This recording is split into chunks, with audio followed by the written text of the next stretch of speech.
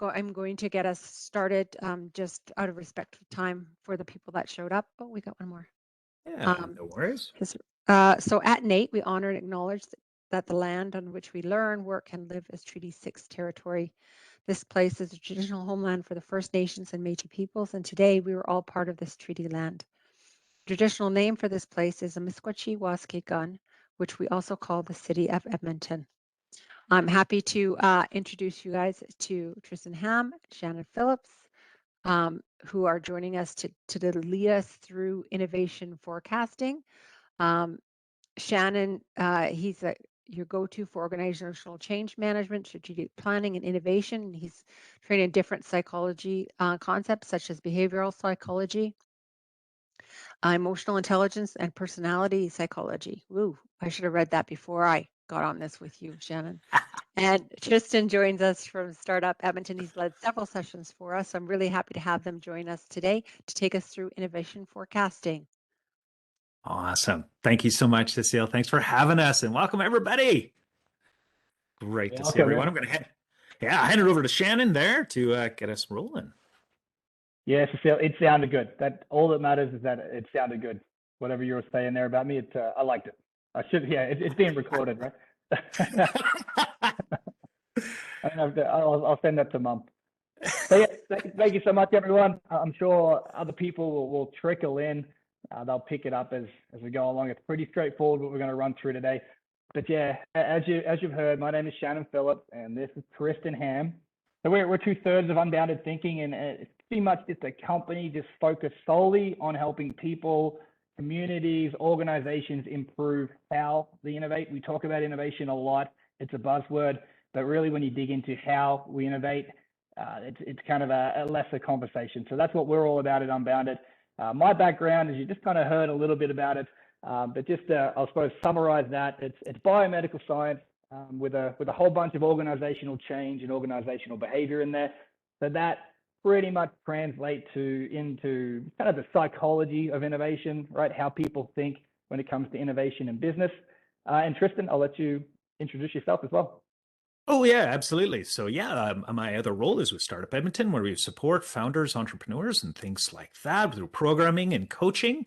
But my background's actually very similar in a lot of social work and a lot of behavioral sciences as well, working with people where they are most vulnerable and finding ways to instigate change and things like that.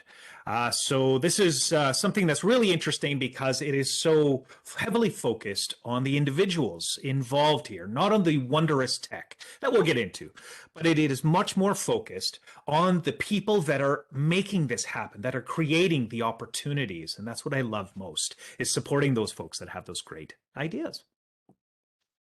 Yeah, thanks, Tristan. So today it's all going to be around this new concept that we're dubbing innovation forecasting. Right? It's our approach to getting people to spend more time, asking what's next to help reduce that risk and bring more certainty when it comes to innovation. As I'm pretty sure everyone on the call or the video call kind of knows that that's a big struggle with innovation.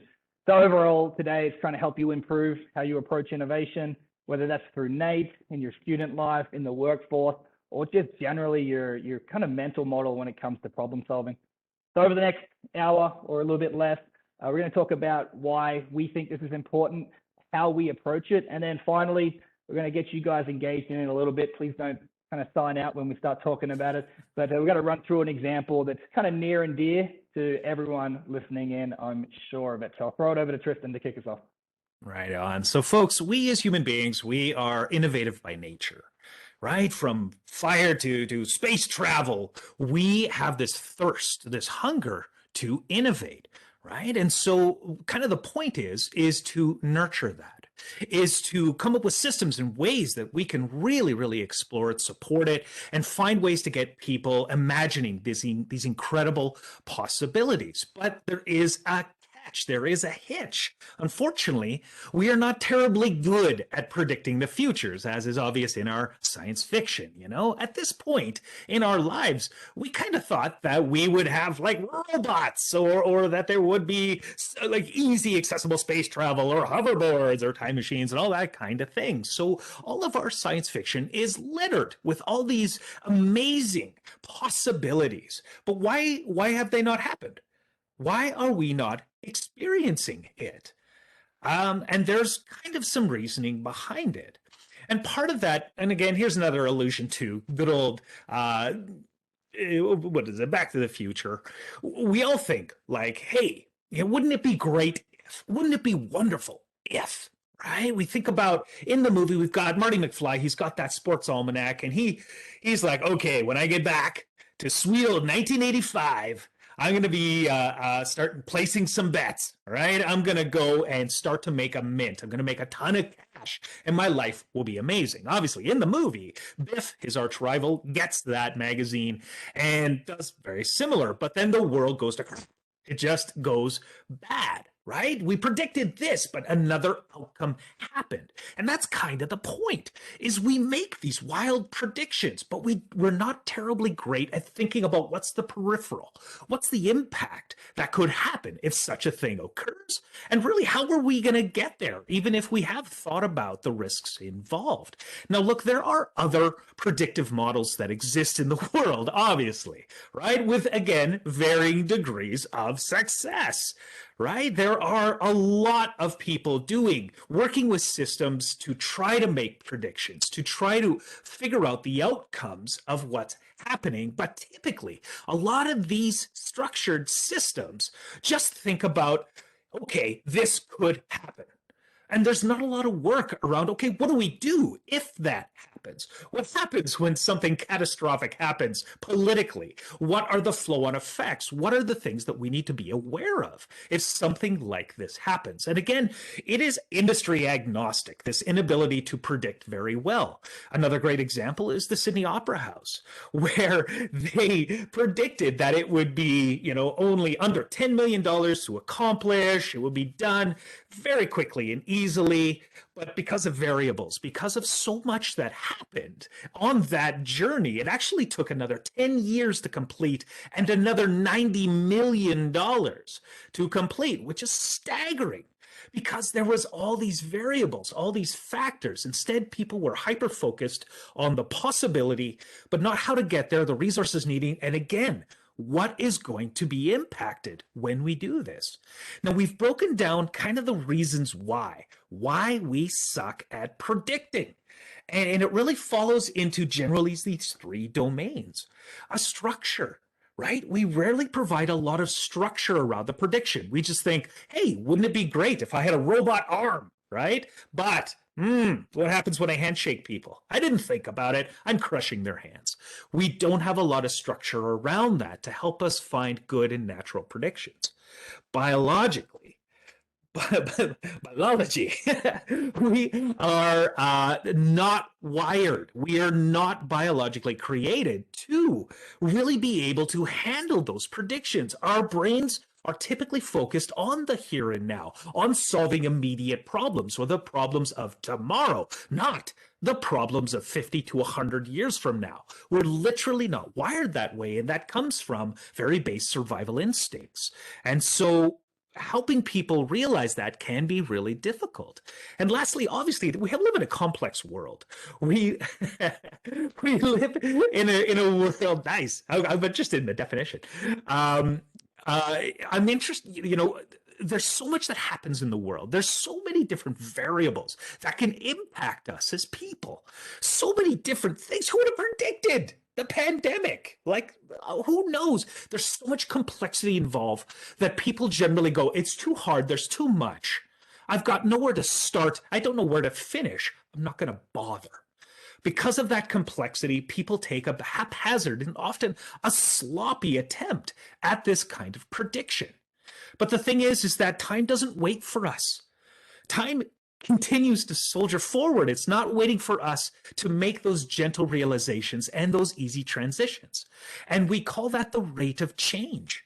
Us as human beings, our rate of changes in our technology, society, in our thinking is happening really quickly and has very powerful impacts. From the first time we really recognize this in the mechanization of industries to then the electrification of all our technology. Next, we're looking at the automation. Right? How are we replacing people with more wondrous and fantastical technology? And then that digitization, that distribution of amazing information and the access to that information has become staggeringly fast. But we're on the cusp of another major change, another massive change. And we figured that it's going to be a personalization. Now we have been marking our big changes by technology. It has been a technological advancement that has really signaled that we are at a different stage. But now it's less so. Now it's about a connection, a marriage of human and machine, focusing on that individual now. How are we now taking all this external technology and bringing it internal and enhancing that individual? That's really what we're focusing on. And as you can see, those rates of changes are getting smaller and smaller. The next one is right around the corner, folks.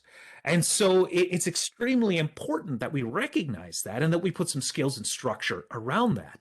The reason, one of the big reasons why we need to put such structure, we need to really recognize these needs and enhancements is because what people are going to be looking for as employers in the human race, in their employees, is changing rapidly. So our ability to change our way to think is going to be essential for us to find that dream job, that career, and things like that. The big skills like problem solving, right? Coming up with great complex problem solving, analytical thinking, self-management, being able to know your own triggers, your own self-regulation, emotional intelligence, and how to work with people, how to be able to really, especially in this world where we are working remotely in a lot of times, how we can keep those good connections and elicit the best work out of the people that we work with. And then lastly, that technology, the assumption that people will now have a base level of understanding of technology when they go out and start applying for things. That is phenomenal. This is essentially what we as an employment force are going to need to master. This is going to be the baseline nowadays. So it makes sense that we need to be prepared, that we need to start to change that way to think.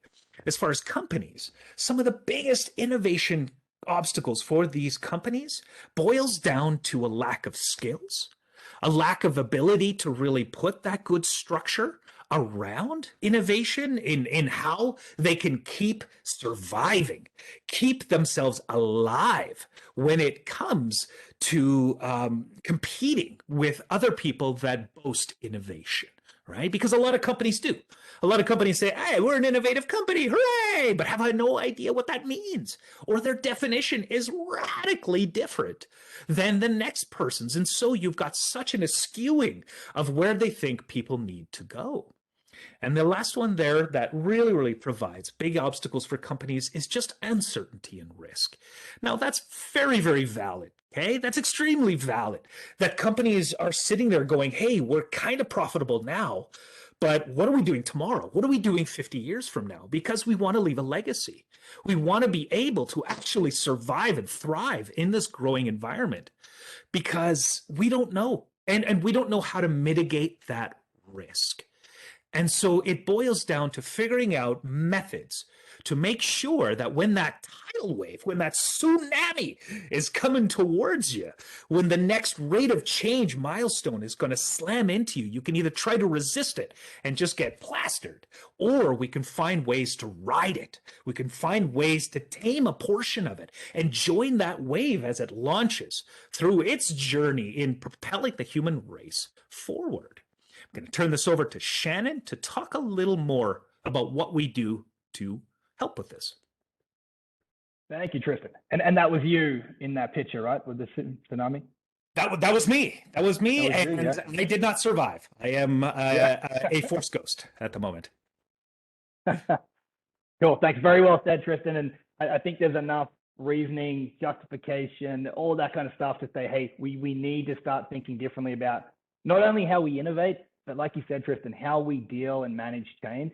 That is the big thing that we really need to attach to when we're talking about innovation. So with that in mind, I just wanted to jump into the actual method that we use for innovation forecasting. Just checking up there. Thank you, Tristan.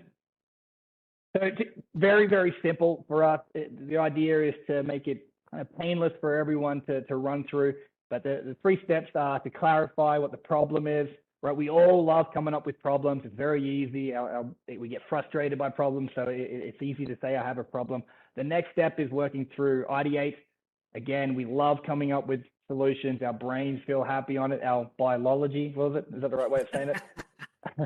But the next part there, that explore stage, that's where it's really tricky and it's super uncomfortable to spend time trying to explore what that future looks like Tristan went through with the sci-fi predictions and all that kind of stuff. We're not good at it because we're not wired to think that way. So that's where we're going to spend the rest of the session talking about, hopefully help you to think a little bit more around your own worlds and how that would apply to being able to think more around what could happen as opposed to what's happening right now. Awesome. So also, yeah, do you want to handle this here, Shane? Yeah, sure. Yeah, just going between slides here. Yeah, thanks. So how we approach it is really applying that risk management approach that we all know about, whether it's insurance, risk management in general, safety, all that kind of stuff. We know how to manage risk, and we've applied that same kind of thinking to innovation. And as we said earlier, is to bring that confidence, that certainty to innovation. And we use these sustainability factors that you see on the screen to help, not only kind of keep us on track in terms of how we're innovating, but to also have some sort of criteria as to help us think, well, what could be the environmental impact of that? What could be the industry impact of that? So it kind of sets us on a path to have somewhat of a consistent approach to it. Let's jump on to the next one there, Tristan. And I'll get you to click through it. So the very easy way to approach it from our way of thinking is we throw a problem into the framework, we spend time clarifying it, we spend time ideating it, and then click twice more. And then the outcome is a few different ideas based on a different score. So as you see there, idea 1, 3 out of 12, that's kind of our risk score for innovation. So the lower the score, the lower the risk, and then therefore the higher the amount of confidence we can have with that with moving forward. And there's another example there for kind of a higher one. So to stick with that sci-fi example and Back to the Future, the DeLorean, hopefully some people know what it is on the call. Some might not. But one of the worst innovations when it came to the motor industry ever known out there, from the design to the engine to the marketing. Tristan would be itching to talk about this for the next 20 minutes, I'm sure. Oh yeah, it was a great time. It was I remember these days. Yeah, I am old. But there was like a great movie made about the DeLorean as well, actually. It was kind of interesting. I remember that. And then just onto the next example there of kind of a less risky, better suited innovation that considers all of those sustainability factors that we had up on the screen before. The life straw, which filters drinking water. I think we all know this as an example. But yeah, just a quick 2 different examples there of having more confidence in how you innovate. And it's easy to look back in hindsight for sure, but with hindsight, it allows us to learn from it. And that's kind of our approach to innovation forecasting. Awesome. So folks, we're going to give you a practical example of this. We're going to show you what we mean by using our method here. And we're going to be doing something that is probably kind of near and dear to your heart here, is we're going to look at student loans. We are going to explore quickly and briefly the world of student loans. And I had my student loans 50 years ago when I attended university.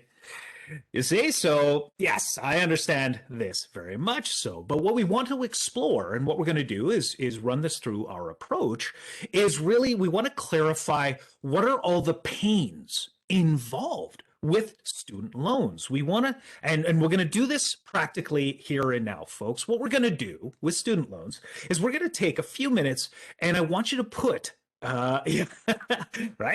I want you to put into the chat as many pains as you can imagine that are involved with student loans. What does that mean to you? How have you been affected, if not directly, indirectly by people you know? So we want to list out as quickly and as many as you can, folks. What are the pains involved with student loans for you?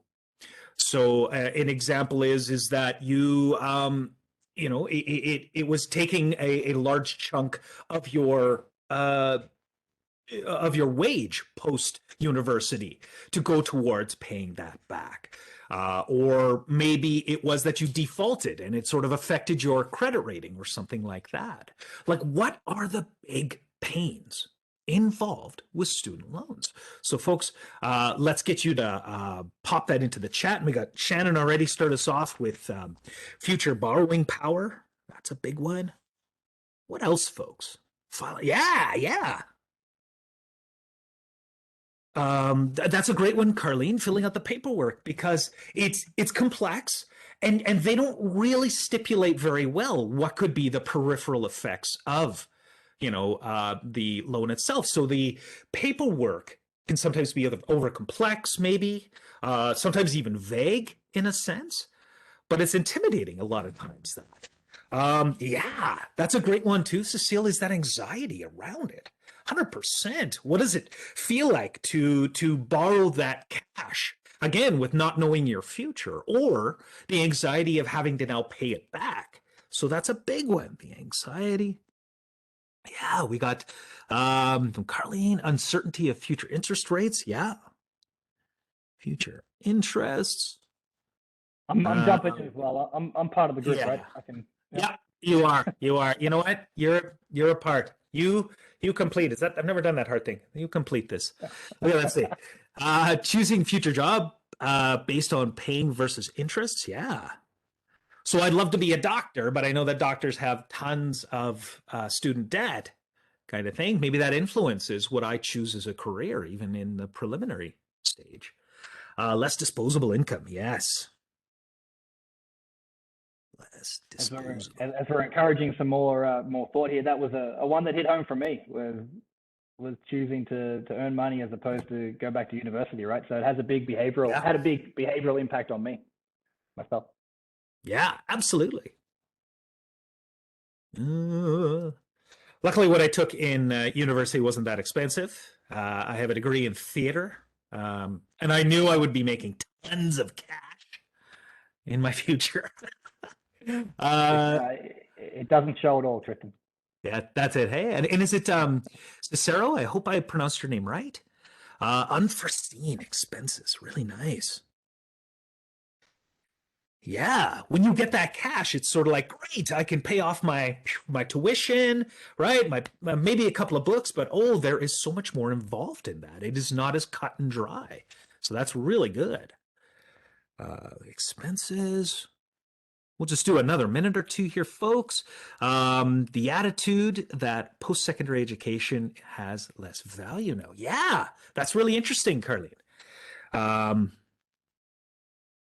Yeah, exactly.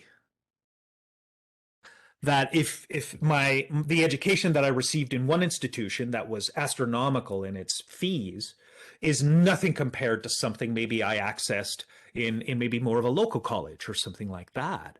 And that it's like, well, you don't have your Harvard degree, but I had the same education. We studied the same books, right? So absolutely, that reputation. This is pretty good, folks. Some really good pains here. So what we'll do is we're going to choose one of these pains. I'll choose one here, because what we'll do is we'll take one of these pains, and then we're going to go to our ideate stage. We're going to start creating solutions, right? And not just solutions for tomorrow. That's easier, right? What are we going to do tomorrow? What are we going to do next week? What are we going to do next year? No, folks, I want us to focus in the future, right? What are the possibilities, solutions for one of these domains 50 to 100 years from now? That's what we want to start exploring with this, folks. And so let's take one of these. These are all really good. I might grab, let's see, there's lots of really good stuff. Oh, Manette, you've got one as well. Reduces one's ability to take more risks in the future. Yeah, absolutely. Yeah, it sort of flavors your ability to then put yourself out there again because you were maybe had a poor experience with student loans. Yeah, good. So I'm actually going to grab. I like Cicero again. I hope I pronounced your name correctly. Cicero, I like yours. The Unforeseen Expenses. Let's explore this. Let's explore the world, the possible solutions, the possible ideation around unforeseen expenses, specifically things beyond your tuition, the software, the books, the parking, the gas, and things like that. So folks, what we're going to do is take a few minutes and I just rapid fire in the chat again. What are some possibilities? What are some solutions? Remember, this doesn't have to be grounded in what is possible now. Let's think about possibilities of solving this in whatever way that means to you in the future. So again, unforeseen expenses, software, books, parking, gas, food, stuff like that. What is a possible solution we could really think about in the future? And don't overthink this, folks. We're looking for quantity, not quality. We're looking for a flood of ideas, right? Isaacs, you've got one here. Pick a cheaper course from Udemy instead of a university. Well, and there's something in that. So perhaps larger credibility for these online e-learning platforms. Maybe they need to be considered just as important, just as relevant as the physical locations. So that's a great one. Use e-learning is great. Flat rates for necessity for students. Yeah, so it's more of a standardization of living expenses, things like that for students. So I love that flat rates. Beauty. E-learning, put that there. Let's see, what else we got here? From Cecile, payments linked to income level. Ooh, that's interesting. Yeah. Payments linked to income level. Very, very interesting. Yeah. What else we got here? Include book fees into costs of tuition. Yeah. Let's go bigger, Carlene. That's wonderful, though. Let's go bigger. How about everything? What if it was like a total circle package that included everything? It was just like this. I'll take the bronze tier, please. I don't mind the odd weeks of noodles and things like that. Or there's like a gold tier or a platinum tier. So yeah, including fees. Wunderbar from Cecile. Payment vacation periods. Yeah. Ooh, that's interesting. Yeah. Vacation. Ooh, and let's explore that. That's interesting. Ooh, that would be neat.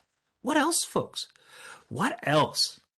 And remember, like these are really good, but let's go. Well, like what are people doing 100 years from now, right?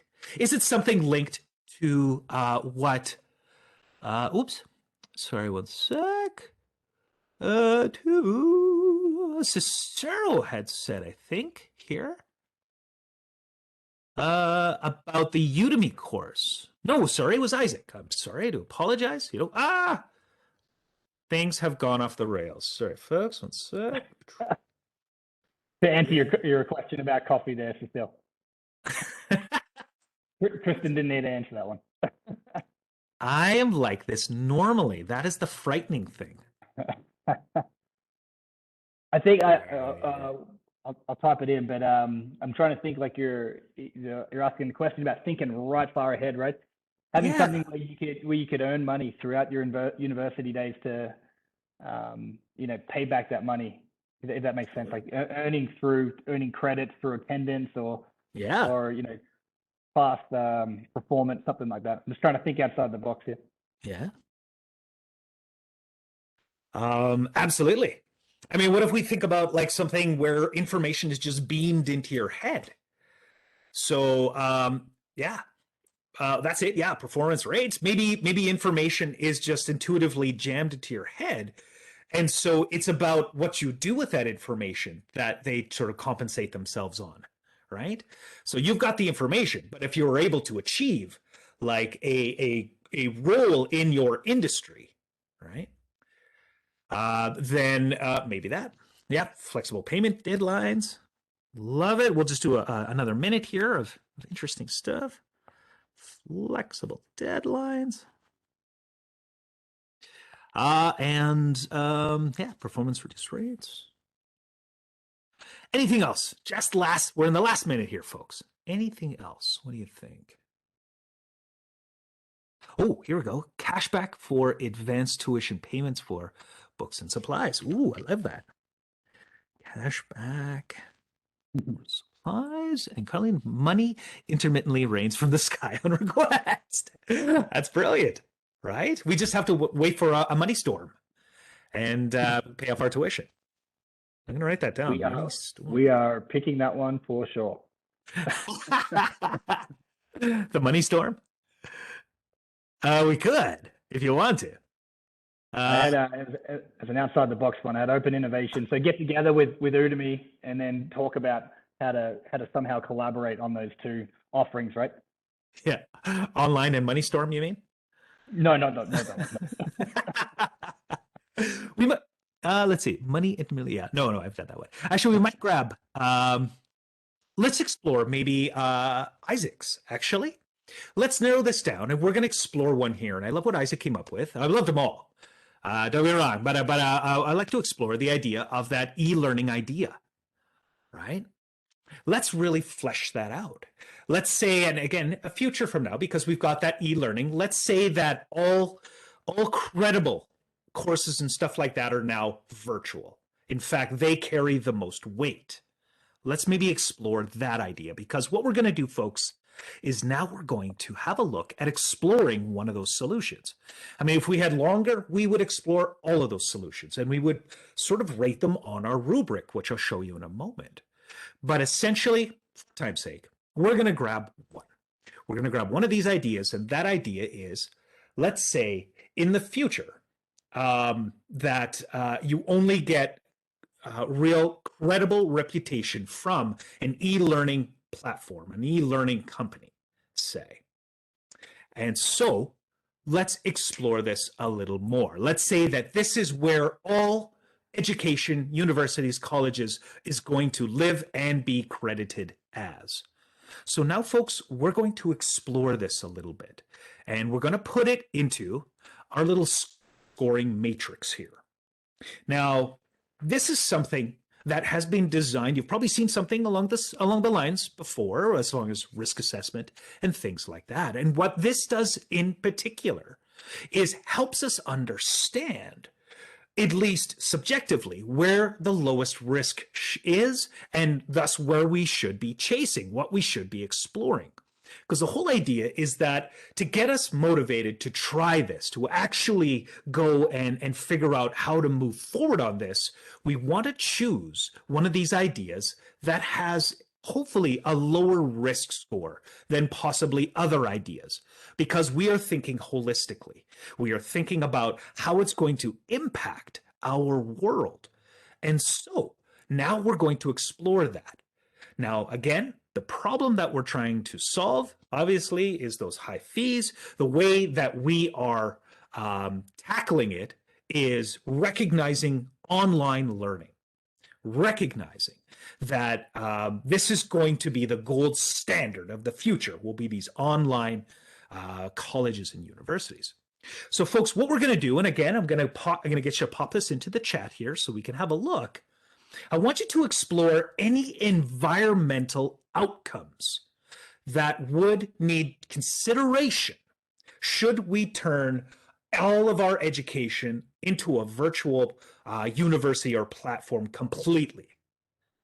Now, let's see, is there any direct or indirect environmental outcomes? And then we'll start to put it through our matrix here. That's a great one. Energy consumption. Yeah. So the energy needs to come from somewhere. That fuel to fuel everybody who's now learning online versus learning in person. It needs to come from somewhere. It's a great one. Consumption. So again, environmental is anything. Oh, yes, here we go. Less physical space used by institutions. That's a nice outcome as well, Isaac. Absolutely. So maybe those like locations can be then turned into something more beneficial for the community. So that's a great one. That's a very good environmental impact. Let's see, less physical space.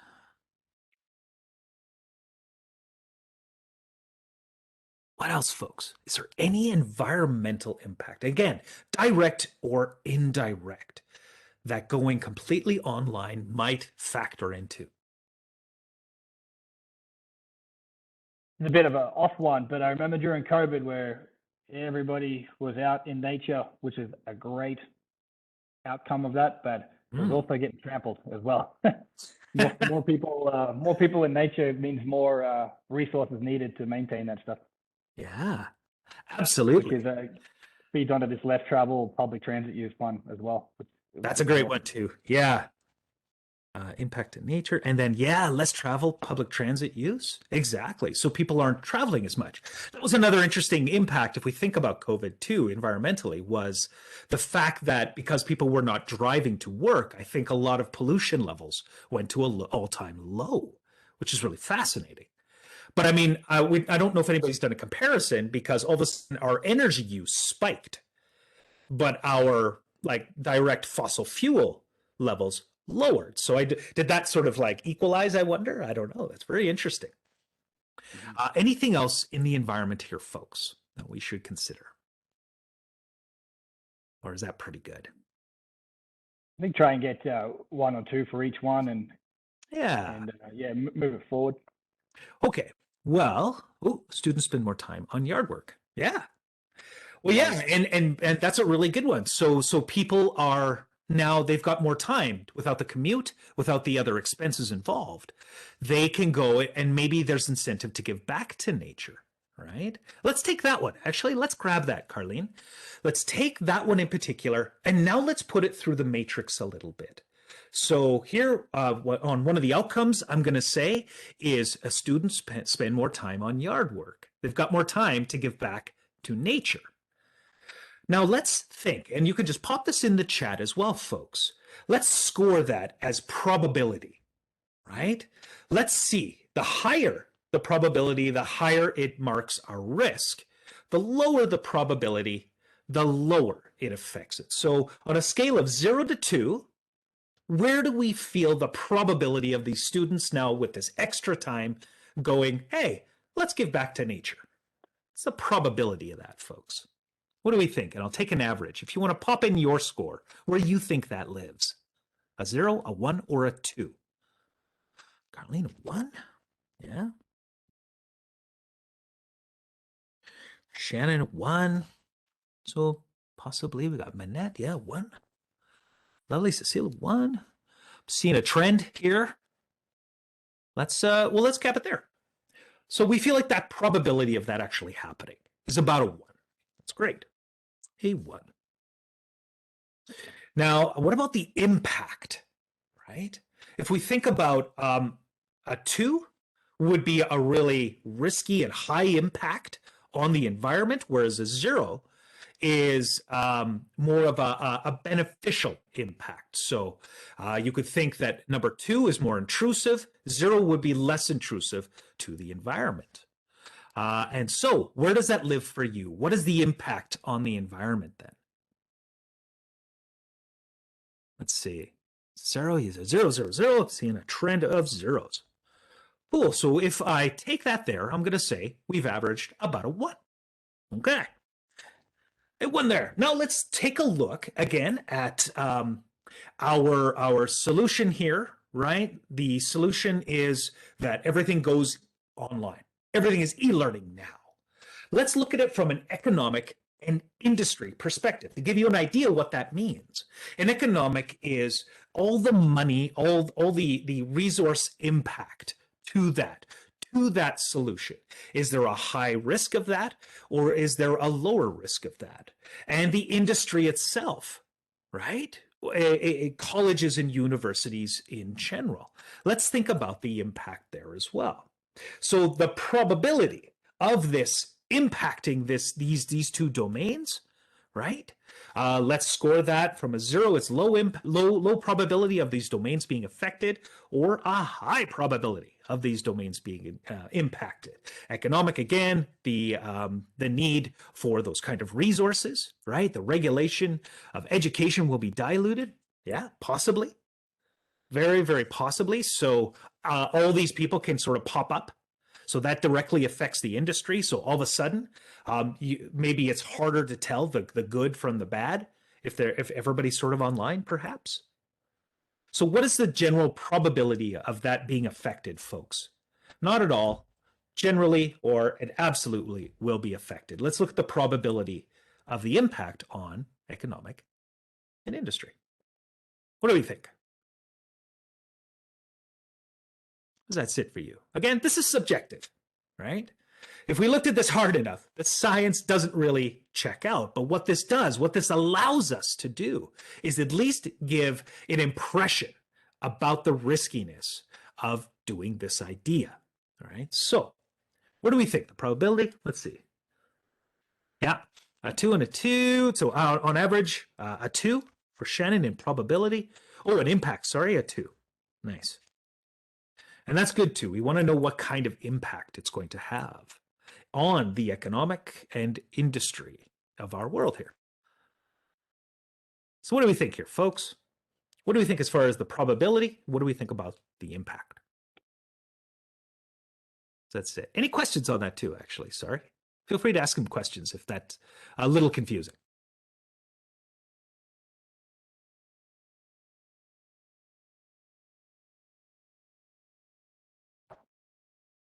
Tricky one from Isaac, a 1 in the probability and a 2.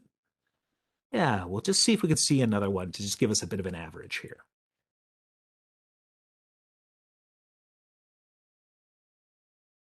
Yeah, absolutely.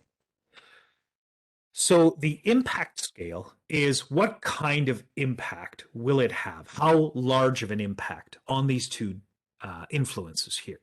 So if going online will not really affect the economic structure of online learning, if it's not really going to impact that very much, or if you think it will actually increase, I guess you could even translate that to how much people are paying or how much resources are needed to accommodate going online. You can give that a higher score. And as well as industry, how big is that disruption going to happen to the industry? Right? That's the impact to industry. So between those, we sort of figured out. Yeah. Does that make sense, Carlene? Sorry. Awesome. Yeah. Right on. So 1 and a 2. I'm going to take that on average just so we can keep cooking here, folks. So yeah, generally we're looking at an impact total here, or a total from the economic. We're looking at generally about a 2. That's where we're going to live. And so the last one, folks, the last one we'll take a look at here is the human and social. How does this affect us as individuals? And how does this affect our society? Do we feel like with the probability that this will have a larger impact? Or rather, sorry, with the probability, this will be more likely to happen? And will it have a significant impact? So us changing us as humans and the way we absorb knowledge and the way that is acceptable for us to have that knowledge displayed on our resumes or have that credibility, is that probable to happen or not so much? Or are we going to sort of keep the status quo? And then as a society, right, how does that impact? What do we think there? Carlene, 2 and 2. Anyone else? What do you think? Does that make sense, folks? Yep, kind of, sort of. Awesome. It's a very, very high level discussion with this right now, just to kind of run through the condensed approach of what this looks like. It can seem somewhat vague, but the idea of trying to think ahead around potential impacts is really the key discussion here. Yeah, and that's a good question, Isaac, too, or a good comment. If we had longer I mean, the ideal is that we spend time really figuring out what is that direct impact to a specific company or industry. Should we be working with that company? Like if a company were figuring out if they were going to try a piece of innovation, well, they would think, how does this affect me directly? How does this affect the people that I deal with? The human could be my customers. And the social could be, what is the perception of people think about my company, and am I interrupting that? And so, yeah, I guess the outcome that we're thinking about is, again, turning everything online, making everything online for that, that specific online sort of consideration of your credentials. So the outcome absolutely could be that this is now the industry norm. And so what is, I guess, the possibility of that becoming a way for humans to now adopt how to do education, and especially how society recognizes that? What is the probability of that? Hopefully that makes a little bit of sense. Yeah, I think that's a very good point there. It depends on which outcome, right? I mean, typically we would list a whole bunch of outcomes, look at the probability and impact, and then average a score out for that. But yeah, for today's sake, it's a high level. What's the human and social impact of going everything online? Yeah, just to get us ticking there. But absolutely. So, and that's okay. What I'll do is just for time's sake, I'm going to take the average just from the two there as a 2. Right? So essentially, what we do is we would tally that up, and we've got a 5 out of 12. So what does that mean? What does that mean? Is that good or bad? I guess that's what we need to decide is where is our threshold? And what we would do if we were talking to, say, Nate or someone who is directly affected by this, we would work out what their threshold means, where something is too risky to try, and where something is within a much more normative area that we could pursue. So if we cut it right down the middle, anything above 6 is maybe really entering into the really high risk area, and anything below 6 is something that is more in the acceptable domain. We would say that 5 out of 12 is much more acceptable, is much more worth pursuing, because we've deemed that maybe the risk involved there isn't as frightening as we think. And so, folks, again, this is just an idea, just a little taste of what we could do in order to figure out the riskiness to pursue an idea. But I guess the next thing we would need to think about is, how would we then test this? How would we then figure out if this is something? How could we generate a test? And I give that to you. I could come up with maybe an idea, but I give that to you. How do you think we could go and start testing this now? What would be a next step? Because it's great to do this imagining. It's great to do this prediction. It's great to think, wow, this is a really cool thing, but let's not leave it there. Let's actually go forward and go and test it. So what perhaps could be a test that we could do in order to start to validate that this is absolutely a prediction worth pursuing? What do we think?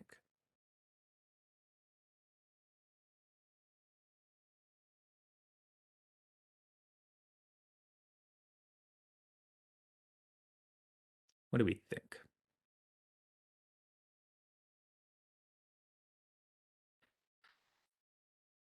Yeah, we could go and just start to do focus groups, interviews, large surveys. We could go figure out talking to the right people, and maybe that needs to center around our employers. Perhaps we focus on some of the employers here.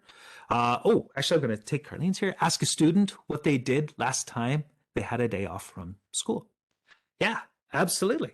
So we would go and we would start to talk, and that's a great refocus there, Carlene, is go and figure out, yeah, what did you do with your day off from school? What, you had an extra bit of time. Did you go and actually maybe be productive toward the environment in that? Or what did that look like for you? And so that then translate into a test, and that test would be interviewing. How can we go and start to interview that person? How to figure out, what would they like to do with their time if maybe school was more condensed? Is it something where they would want to go and start to think about the environment a little bit? All right. Really, really good. So we could create a test and start to figure out if we're on the right track. Shannon, I'll get you to take us home. Alrighty, I was getting excited in the chat there. I don't usually get to be involved, so I was having some fun there. But yeah, I suppose the summary of what we've been talking about is just trying to build that innovation forecasting into your thinking, as we tried to bring context to it earlier on around we don't typically feel comfortable spending that time in that area of trying to predict, and the value, hopefully you guys can see that, of being able to spend more time thinking that way is just, you know, an amazing change in how we approach innovation. I know from experience, you know, talking to the C-suite, the CEOs, the decision makers when it comes to innovation, you've got a great idea, but they're scattered when they're thinking about the risk, the financial cost, and all that that's associated with it. So we're trying to find ways to make innovation more structured, but also more appealing, and also bring more confidence to it. And you can see a few of the benefits that we have here, right? A big one for organizations, institutions. We work with startups as well. Building certainty towards the future, especially with this rate of change going on, is massive. And then also improving innovation performance. Tristan and I talk about this a lot, but when you go out and ask an organization or a bunch of organizations, do you innovate? The answer 99% of the time is yes, of course we do. But when the next question is, how would you rate your innovation performance? Drops right down to single digit numbers. So we're all about trying to improve that innovation performance, and things like innovation forecasting can help do that by bringing more structure to it. Definitely taking a new approach to problem solving, building new habits and structure, like I've already talked about it, around how you innovate. And a big one for us in terms of the psychology and taking advantage of the people side of innovation is engaging community, employees, whoever, just engaging a different set of people, you know, who think differently, what we call cognitive diversity, in being able to help you innovate. So it's taking advantage of that people side of innovation a lot more. So with that, as Tristan mentioned earlier, we're all about riding the wave of the tsunami rather than standing there getting wait to get hit by it. You know, with that, we wrap up innovation forecasting, and then we want to throw it over to you guys for questions. But really trying to improve how we understand how we think, how people think when it comes to problem solving, building structure around innovation, and then we've talked about it a bunch, understanding the world that we live in, and then being able to find ways to reduce that complexity. That's how we throw out those sustainability factors, right? To consider the industry, the environment, and the other one, social and human. There's a few other ones there as well.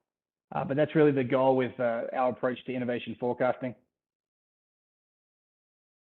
But yeah, we love talking about this stuff. If anyone wants to reach out, talk to us about it more. We also do social workshops around innovation forecasting. Our next one is next week. We're going to talk about what's next for credit cards, the whole idea around this crazy debt and that banks control how you spend money is a topic that we've been waiting to talk about. We talked about the tipping industry last time.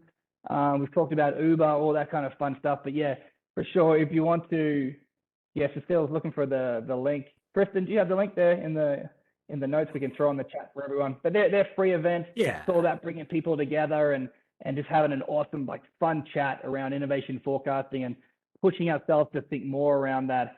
You know, what's next, what's the future look like, and having some fun with that. So yeah, I'll throw the last slide to you, Tristan. Yeah, absolutely. Sorry, I'm just trying to get the link. Maybe you could do that if you don't mind. Yeah, for sure. Sorry. Yeah. So the last one, folks, we're just wondering, what was this process like? Because we're still refining this. By no means is this the end of it. By no means is this going to be the end all and be all of where this ends up. But we want to keep refining, making this better. So we're interested if you have a moment just to say, like, did this process sort of help with that kind of forecasting thinking? And if there's any questions. And thank you for spending your lunch hour with us. We really appreciate it. So yeah, open up the floor if there's any questions. Otherwise, do reach out if you need anything.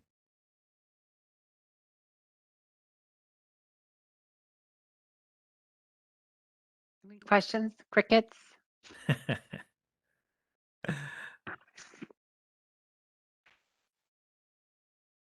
I see you put the link. Thank you. Yeah. We think of innovation that just appears. Yeah, a really nice comment there, Cicero. Sorry. We do. We just imagine that these inspirations are just going to hit and just appear, and that there it is, and this becomes sort of the norm, you know. But to put some more structure around it, to sort of think about, you know what, there's a way that we can make a better prediction as to what's going to happen, why this is going to happen.